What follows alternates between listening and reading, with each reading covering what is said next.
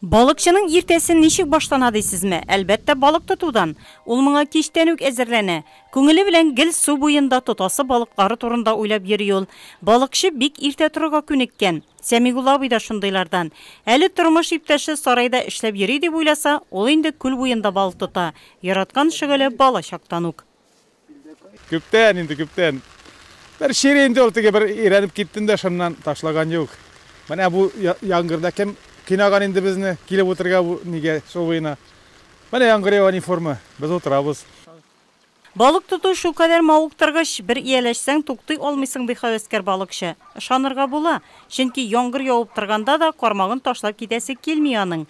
Әнә санаулы сәгать эчендә бер пешереп ашарлык балык тотарга да өлгергән. Монысы ваграк булды ди ул, чөнки зур балыкларны тоткан чаклары бар. Иң зуры 6,5 булды. 6 килограмм ярымы. Карып. Берсе 6 килограмм, 2 килоярымнар аларын сарап тормыйм, алар күп булды. Балык өчен җимне, суалчаннарны Сәмигулла абый бакчасында махсус тиреслектә су сибеп үстерә. Кармак белән генә тота. Балык тоту турында тәмләп озак итеп сөйли. Иң мөһиме процесс ди ул. Кеше бер агулана шуның белән. Аны ташлый алмый ул. Бер шир кеби ул. Менә гел барасы килеп тора инде шул елга буена балыкка.